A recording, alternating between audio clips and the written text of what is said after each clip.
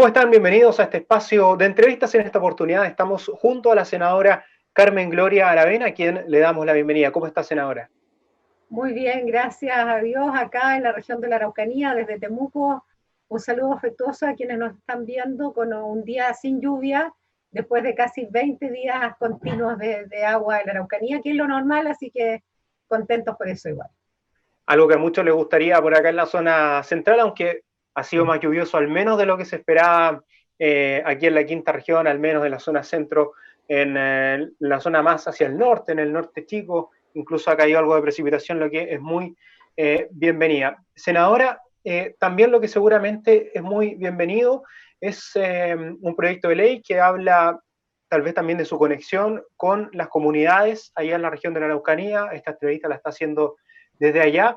Le dice relación con este proyecto para permitir que las comunidades indígenas prorroguen los plazos de sus directivas. Entiendo que es algo importante para ellos y es un proyecto que finalmente avanzó en el Congreso Nacional. Mira, es bien importante el proyecto. Hay alrededor de 5.000 comunidades indígenas en todo el país, para quienes nos escuchan, de las cuales casi 2.900 son solo de la región de la Araucanía. Y quiero ser bien franca, son las mismas comunidades las que me llamaron muy preocupadas, porque la mayoría, prácticamente todas, vencían el mes de junio. En mayo me llamaron muy angustiados porque para poder, digamos, normar una nueva directiva se requiere al menos el 50% más uno de los integrantes, y normalmente los integrantes son 100, 150 personas. Entonces tú comprenderás que la normativa por catástrofe es que no se puede reunir esa cantidad de gente. Entonces era como, ¿qué hacemos con nuestros trámites? ¿Qué hacemos con nuestras postulaciones? Hay muchos fondos de apoyo, de desarrollo, de educación, de un montón de cosas que quedaban absolutamente imposibilitados de postular.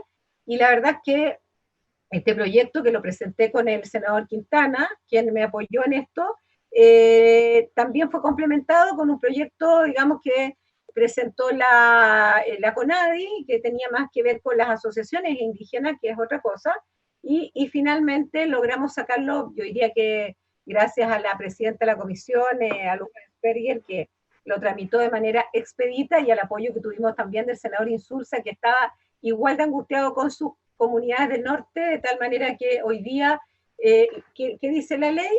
Que una vez que termine la pandemia, o sea, que termine el estado de catástrofe, 3 meses posteriores a esa fecha que ya está establecida, ellos recién ahí tendrían que comenzar a hacer sus trámites. Estamos hablando que al menos hasta el 31 de diciembre la vigencia de las comunidades indígenas y asociaciones indígenas está absolutamente vigente, valga la redundancia, y pueden hacer todos sus trámites sin ir a ninguna oficina a tocar la puerta, además, que es lo más importante. Claro, claro. Apoyo conjunto, senadora, en que también se da en otra iniciativa donde entiendo participa, además de usted, el senador Huenchumilla, que también es de su región, el senador Felipe Arboe, en esto de considerar hechos imprevisibles en el Código Civil, Sí. pensando en algunos contratos. Si nos pudiera contar en qué busca avanzar esa iniciativa. Mira, yo también voy a contar el por qué se me ocurre esto con el equipo jurídico, y es porque efectivamente nosotros teníamos una situación acá puntual en un colegio particular,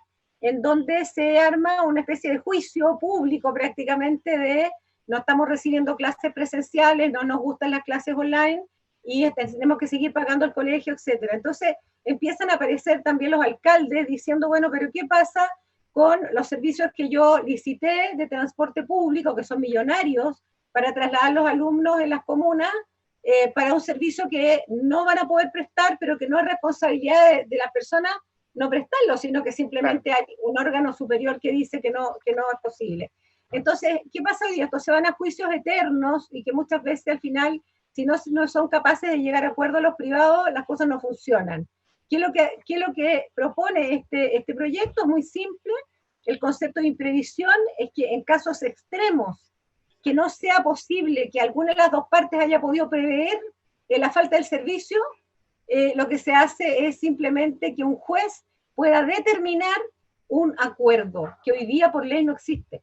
Entonces, a mí me parece, esto lo tienen varios países del mundo, Francia, entre otros, Argentina también lo está trabajando, que un país que tiende a ser un país abierto, que ha hecho convenios internacionales con casi todo el mundo, que es un país que exporta muchos productos, y además un minuto en la historia de la humanidad, en que vamos a estar permanentemente en situaciones de imprevisión, porque esta pandemia nos viene a decir que el mundo cambia muy rápido, que hay situaciones que no podemos prever, cambio climático, pandemias, etcétera, y situaciones de guerras internacionales y otras, y por lo tanto creo que hay que legislar. Ahora hay mucho miedo de parte de algunos legisladores respecto de quizás cambiar el statu quo, pero el mundo tiene que modernizarse y no puede ser que estemos a combos cuando en realidad existe una alternativa que incluso si tú eres empresario y sabes que existe esta ley, quieres invertir en Chile,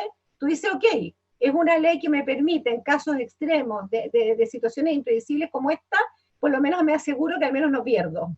Entonces, Claro. que la recoja la Comisión de Constitución, la evalúe. Hoy día nos ha felicitado un importante grupo de académicos de Chile y creen que es momento de empezar a legislar sobre imprevisiones, así que esperamos que nos vaya bien. Claro, además que hay ejemplos bien prácticos como el que usted mencionaba que podrían tener una solución directa con esto o al menos evitar un conflicto mayor, como decía usted. Así. Senadora, usted bueno, nos contaba cómo se habían generado esta idea, justamente a partir de conversaciones con comunidades en el primer caso, con su equipo en el otro. Yo no sé si usted ha tenido conversación a lo mejor con amigos o cómo ha estado viendo el debate de este retiro del 10% del fondo de pensión. A lo mejor también alguien se le ha acercado a preguntarle, senadora, bueno, ¿cómo ve esto? Bueno, ahora también se lo pregunto bien, pero en el marco de la entrevista, a mí ¿cómo me mira? parece que lo pregunte. Hace Claro, ¿cómo mira usted esto? Esto que está probablemente va a ser la noticia de la semana. Mira, yo lo veo como todas las enfermedades que le pasan a Chile. Siempre estamos reaccionando cuando las cosas están muy complejas. No somos un país que se anticipa. Es lo mismo que te hablaba yo del proyecto de imprevisión. Somos un país que reacciona siempre cuando hay un conflicto. El tema de las pensiones es un tema que debimos haber legislado hace muchos años. Efectivamente han habido 2 comisiones lideradas por la expresidenta Bachelet y en la última se plantea mucho de lo que hoy día se está discutiendo, tú bien sabes, en el Senado, en donde lo que se plantea es un aumento efectivamente del aporte, porque es muy bajo, entre otras cosas. Yo creo que en el fondo, lo que hay es un desaliento respecto de las expectativas que habían de las AFP y lo que realmente ha sucedido. Las pensiones son muy bajas y, por otro lado, este sistema de reparto que en el mundo no ha funcionado, pero que todavía sigue existiendo en el sector de las Fuerzas Armadas, que se lleva un porcentaje importante, sin duda, del presupuesto nacional, y que uno, cuando discute los temas previsionales, tiene que tener la apertura, la valentía y la responsabilidad de abrir el abanico. Decir, ok, claro, hay profesores que no pueden estar recibiendo 180.000 pesos de pensión cuando trabajaron una vida entera para el Estado de Chile. Entonces, y por otro lado, tenemos situaciones, ¿cierto?, en donde los gendarmes, yo valoro mucho su trabajo, pero se están jubilando con jubilaciones cercanas al promedio de 1 millón y los que tienen altos rangos tienen, no sé, 3 millones. Entonces, y por otro lado, hay un grupo muy grande, y tú bien lo sabes, de más de 1 millón de personas que son profesionales, igual que tú y yo, que no quieren cotizar, que han trabajado en horarios toda la vida, que han invertido, que tienen propiedad, etcétera, y dicen, pero ¿para qué voy si total igual voy a tener salud gratis a través del FONASA más básico, o además me van a dar una pensión, por último, solidaria? Entonces yo creo que por un lado hace falta responsabilizarnos de que este es un problema del país completo, pero que era de urgencia, porque era todos los días ver en televisión, hoy, todo el tiempo estaba en la discusión política el tema de las pensiones, y nunca, siempre podía esperar. ¿Qué estábamos esperando?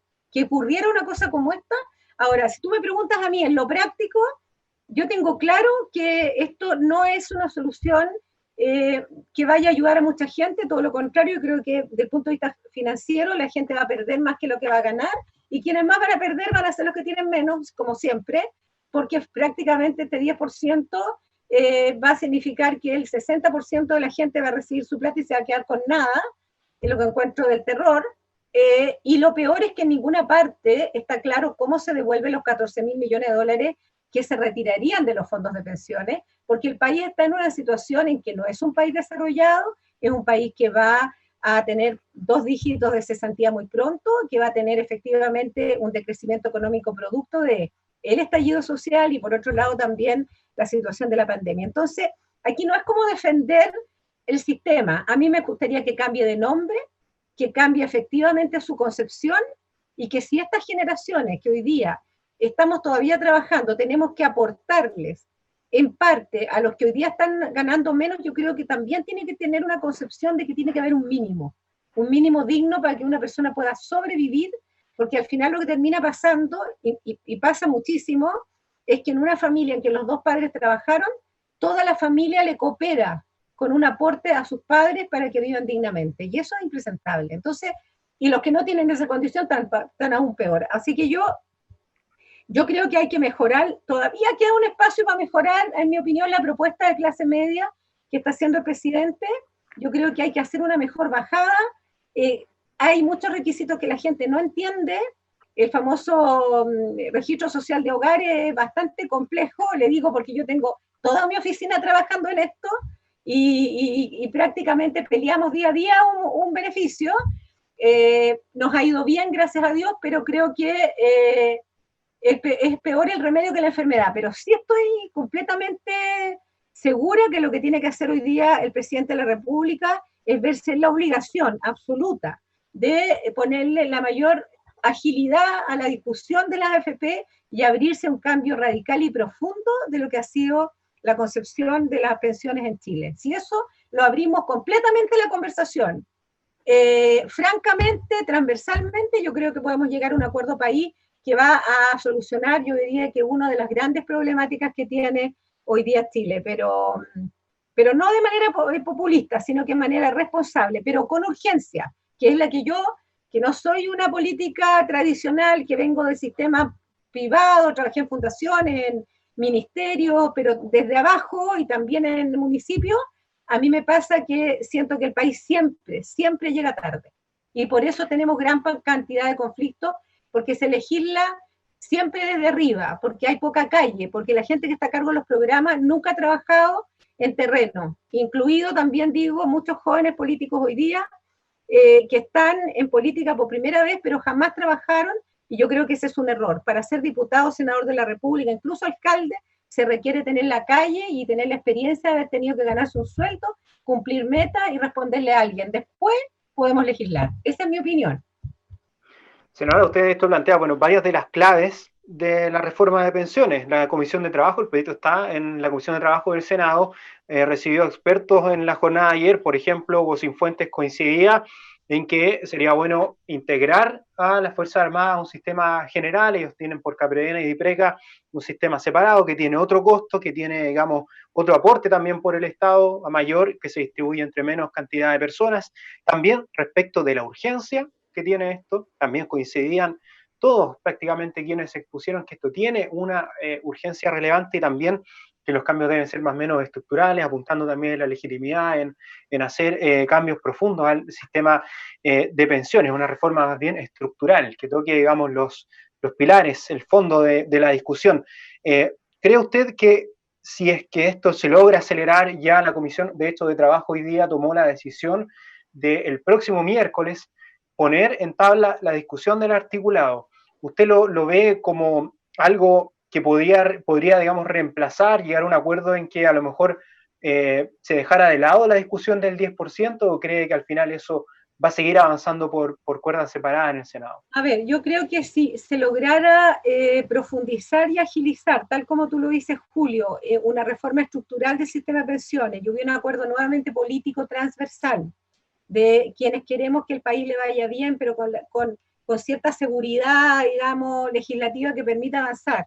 Y por otro lado, veamos cómo somos capaces de poder integrar todos estos subsidios que hoy día ha ofrecido el Estado de una manera un poquito más armónica, porque en mi opinión y desde la experiencia pública ha sido mucho picoteo, un poquito, perdón la palabra, creo que hace falta que la ciudadanía comprenda en dónde encaja y cuáles son los beneficios a los que puede acceder. Yo creo que eso todavía es mejorable, es perfectible y hace falta trabajar un poquito más el tema. Yo creo que si las dos cosas caminaran con urgencia, el país podría llegar a un acuerdo y para eso se requiere el liderazgo de parte de los partidos políticos del país y de parte del gobierno.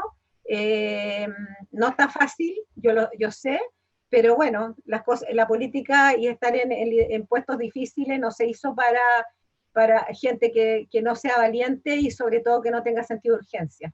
Yo creo que el país requiere un discurso más serio, un poquito menos populista y con una mirada al futuro, pero principalmente con sentido de urgencia responsable. Eso. Senadora, preguntarle respecto de si cree que se está improvisando a lo mejor con las medidas, porque si vemos el tema del 10% de la AFP, que obviamente no es una medida del gobierno, pero apunta a las personas que han tenido trabajo, que han cotizado, hay mucha gente que no ha cotizado, que ha cotizado muy poco y que ese 10% probablemente no le va a ayudar en demasiado sacarlo, pero por otro lado la ayuda que se anuncia a la clase media también apunta a un segmento que si bien no había estado ayudada, por otro lado deja fuera a otras personas que tampoco a lo mejor están recibiendo el IFE. Entonces, aún faltan, al parecer, coberturas en sectores que no le está llegando la ayuda por estos días. Por eso mismo te planteo yo, así como se ordenó el tema salud, se incorporó especialistas y se logró, yo creo que por fin una armonía, digamos, en cuanto a la política pública, y hoy día tú ves que hay bastante sintonía entre el ministro, los especialistas, los médicos, los alcaldes, no veo reclamo, más bien veo un trabajo unificado. Yo creo que para enfrentar este tipo de problemas se requiere ministerio, se requiere especialistas, se requieren alcaldes, gente que está en la calle viendo la situación y efectivamente entre todos hacer este círculo que hoy día no se ha cerrado y que tiene vacíos en donde hay personas que hoy día no sienten que encajan en ningún lado. Entonces ya tocan la puerta, llaman por teléfono, más encima le contestan pésimo a veces o no le contestan. Y que yo creo que en el terremoto, fíjate, logramos ser mucho más asertivos respecto de dónde teníamos que colocar las ayudas sociales. Yo creo que ha faltado como más cohesión, ha faltado más integración y yo creo que ha habido, como bien tú dices, asertivamente, soluciones aisladas, pero no había una mirada integrada y yo creo que eso también pasa porque el estado de la política en Chile está muy complicado y yo creo que hay demasiados cálculos personales y me hago cargo de lo que estoy diciendo, de salir en los matinales, de buscar la solución perfecta, y un país desarrollado y con visión de futuro trabaja unido. Más en esta, o sea, esta es la prueba. Esta era la prueba que la historia nos puso a Chile para saber si somos capaces de salir a ser algún día un país desarrollado o nos vamos a quedar pegados en una historia de que alguna vez pudimos y no lo logramos. Así como vamos, puede que no logremos la prueba. Bueno, senadora, muy claro, yo le iba a preguntar, ¿cuál es su pálpito justamente respecto de todo lo que me está comentando, de este momento complejo político, de esta pandemia, de escuchar un anuncio del presidente y también a la vez o durante horas después, cacerolazos, respuesta de la gente, también hay un tema social de por medio. Quiero saber su pálpito respecto de esto. Usted dice, bueno, tenemos un desafío importante, tenemos que estar a la altura de esto, si no puede complicarse esta situación. ¿Qué cree usted con la mirada, viendo una mirada a lo mejor más de país, que nos permita a lo mejor estar más esperanzados en salir de esto? También hay un tema económico. Algunos hablan, yo no soy un experto en ese tema, pero hablan de una recuperación en forma de W y que el gobierno estaría, digamos, planificando una B corta, es decir, con una sola gran caída y esta caída podría, digamos, volver a repetirse y eso generar aún más complejidades en un Chile que había avanzado, digamos, con los problemas que ahora están saliendo a la vista, pero que podría caer en una situación más difícil. El tema es que la economía, yo soy agrónomo de profesión, pero me he estudiado harto temas de desarrollo, funciona, es una ciencia social, no es una ciencia matemática. Claro. La economía funciona mucho desde la percepción. Yo te paso plata a ti porque confío. Y la confianza se da desde una estructura que política y socialmente es fluida. No hay conflicto, no hay estos choques, no hay estas cosas estridentes. No hay países desarrollados que tú veas en el contexto mundial que estén a combos, ¿no? Perdón la palabra, pero nosotros necesitamos ordenar la casa para que cuando pase esta pandemia tengamos los cimientos políticos y técnicos para enfrentar una economía abierta que efectivamente permita la inversión privada, porque ningún país del mundo, ninguno, vive de la inversión pública. Y por lo tanto aquí se requiere generar nuevamente alianzas, nuevamente confianza y discursos populistas en donde demonizamos a los empresarios, odiamos a los políticos. Al final es una cosa bien esquizofrénica que cuesta ordenar. Yo creo que hay que partir por ser serios, responsables, y creo que hace falta, yo diría que tenemos una ausencia de liderazgos que se extrañan y que la historia republicana de este país tuvo muchísimo, y que yo espero que a partir de esta crisis aparezcan estos líderes que tengan un discurso de unidad, de seriedad, de menos populismo y de esperanza y de futuro, de construir un país unido, que va a tener que cambiar parte del modelo, porque claramente el modelo tiene muchas cosas positivas, pero hay otras que mejorar. Y yo creo que hay muchos dispuestos como yo soy una persona que está como independiente en el comité RN, pero quien ha trabajado conmigo sabe que yo estoy disponible siempre a trabajar por el país, y que estudio mucho y me preocupo de ver lo que es mejor para Chile, más allá, y lo dije el otro día en la sala, yo no recibo instrucciones, sino más que nada voto a conciencia. Así que yo confío todavía en mi país y en que tienen que aparecer esos liderazgos que hoy día uno esperaría que nuestro querido presidente lo pudiera abordar, pero siento que está muy debilitada la situación del gobierno, pero todavía tengo esperanza que algo cambie, algo suceda.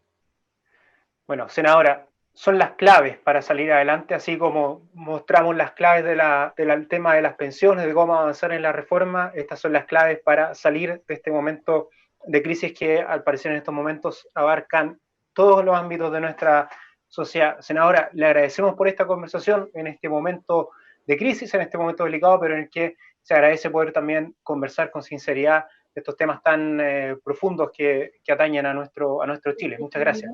Muchas gracias a ustedes por la oportunidad, y como decirles que ojalá nuestro gobierno y la clase política y los líderes de este país que hoy día están observando con mucha preocupación se unan en un objetivo común por el bien de Chile y por el prestigio republicano que ha tenido y democrático este país por muchos años en Latinoamérica.